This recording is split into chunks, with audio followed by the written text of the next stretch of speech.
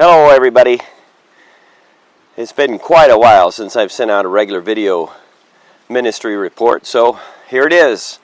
I am at the farmhouse and I figured out a way where I can switch the camera while I'm recording, so I'll show you where I am. You get the same view I have. I'm at the farmhouse, like I said, and spring is hitting full force in every direction. Let me see what else. There's our new dog there, if you can see him. His name is Askar, which means basically faster. And there are the horses, and yeah, trees aren't green yet, but a lot of other trees are. And there's flowers everywhere. Yeah, beautiful. Okay, so I've got a cheat sheet here. Let's start with the church ministry, the Esperanza Viva, Living Hope church plant. As many of you know who follow more closely our ministry on WhatsApp and so forth, you know that the attendance is through the roof. We're 120 on a low Sunday, and this last one it must have been 150. It's hard to count anymore. A lot of visitors, and a wonderful spirit for sure. A lot of our people growing and being trained and serving in the ministry. Somebody might say, "Well, they must have a lot of money coming in, a lot of offerings, offering increase." No, not really at all. The people coming are very needy. Many of them don't have work, have large families.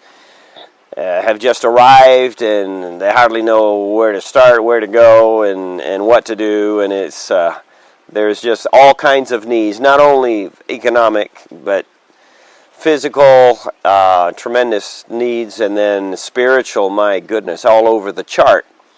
So we're stretched really thin to try to meet as many of those needs as possible. And as some of you know as well, this last week we had the very shocking surprise of our co-worker Madeline having a heart attack, and all that has gone with that. She's doing well. She's at home, going to be running more tests, but of course that knocked everything out of whack, as you can expect. And so she's getting good attention, and her family, a lot of her family came up from the south, some of them and whatnot, so they have their lives are pretty busy right now. And as I speak, maybe their newest grandson, granddaughter, I don't remember, I think it's grandson, has just been born or is in the process of. So yeah, it's been crazy, crazy days for them.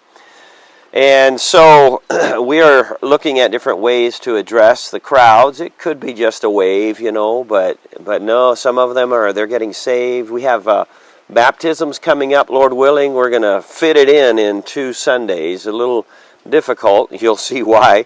We have so many other things going, but we will be having a baptismal service, and people are being saved and discipled, and then we're just seeing a good bit of growth. We're actually thinking of doing some changes. Even our Friday fellowships that we're having anywhere between 40 and 50 people show up. Again, a lot of them very needy. Some of them are our core group, but a lot of very needy, I say families. Almost none of them are full families. It's kids with mom, or kids with dad, or kids with the grandparents, kids, and all kinds of people. A normal family, as in father, mother, and children, almost don't have any ever coming as visitors. It's everything but.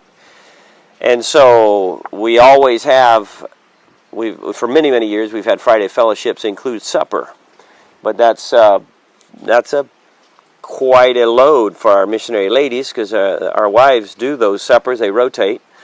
And now, of course, Madeline will not be able, or should not be doing that. And so that's one less in that cycle. And so we're looking at possibly going to once a month on the suppers. I'm sure there are people who come because of supper, because of the food, but they also get the truth. And so we're fine to do that. But there comes a moment when logistics and common sense have to come into play. So that's that's where we are right now. I will post at the end of this video. I'll throw in some pictures, various family pictures, ministry pictures, and so forth, probably without commentary, for those of you who are interested. We have our 4 grandchildren here, Rachel's kiddos, and Rachel is out in Arkansas at a very unique horse training program. Almost think of it as a master's. And Ethan is in Greenville doing a bunch of things with this strange schedule of their family being divided for 2 months, scattered to the 4 winds. But we have the privilege of the 4 grandchildren, and Mimi is doing a fantastic job. I don't know how she does it. I really don't. And I'm right there close by watching. She juggles training and teaching and devotions and her English teaching and, oh my goodness, all of the different transportation, and some of them are sick and not sick and coming out and going in, and just all kinds of things going on.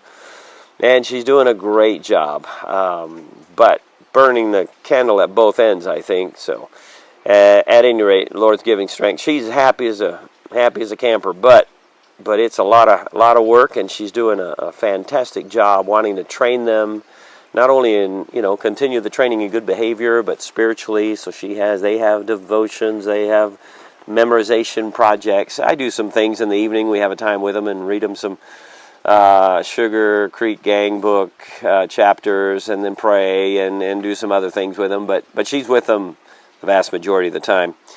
So let me get my things in order here. I'll put the picture. Then tomorrow, Dr. Orlando comes in. He will be with us for 2 weeks. Well, there are the grandchildren again. And the reason they're there is because when the video cut off on me, I was talking about Orlando. When I started recording again, I had forgotten where I was, and I was on to something else with the mission team. So anyway, Orlando's coming in tomorrow, Dr. Orlando, and he will be teaching a seminary on Saturday, all-day seminary, this coming Saturday. And then the following Saturday, he'll be teaching our 62nd Intensive Institute of the Bible in the book of Ephesians. So we're going to have a couple of weeks with him here, and it'll be fun. We're good friends, and he'll do a great job in all of these ministries he's involved in. We're going to really squeeze him for all we can get, but it'll be a blessing, and looking forward to it. But that obviously adds to everything on our schedule these days. And then we are looking forward to mission team starting to come at the 1st of June, and that's where this next video starts. Well, the video just out of the blue stopped, and fortunately I didn't lose it, but I'm going to have to pick up where I left off, which was, the mission team's coming. So we have all these different mission teams, there's vans to rent, there's reservations to make at restaurants and at a tour site at a castle, and then work, and my son Danny's going to be gone the whole time. So anyway, there's a bunch. So all of those things are sort of on my mind as well, even now, and they will be through the trip to my parents, getting those things hopefully all lined up. All that to say, thank you for praying, for wisdom, to be able to stay cool, calm, and collected, keep things going, and not be stressed out, which is would be the natural thing, I guess, to do. So, by the Lord's grace, and with His strength, and with His wisdom, we'll get everything done day by day, step by step, just like we always should, right? And I will let it go at that, I think. This has gone on, I don't know what it is, maybe 9, 10, 11 minutes. I'll throw in some pictures and maybe some video. Maybe a couple of pictures of our son, Mark, who did his monster 300-miler there in Arizona. And, man, it took him 116 hours to do that, he and his friend. And but otherwise, the family's doing good. Oh, yeah, Rachel there in Arkansas did a test, and she was one of the few who passed, and she passed with an A, so we're proud of her too.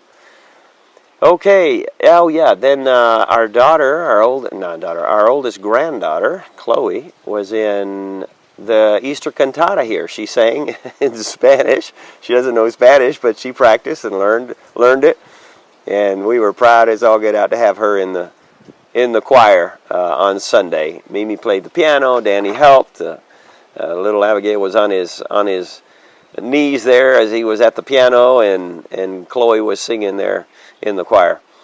Okay, we're very grateful for all of God's goodness. The time with the grandchildren is precious, and yeah, thank you for praying for us, and God bless you, and enjoy your correspondence. Those of you who write back and just communicate with us, we love it. It's good to know we have good friends behind us, and the blessings of God on all sides are obviously linked to the many people who are praying and therefore working with us in the ministry. God bless you. Goodbye.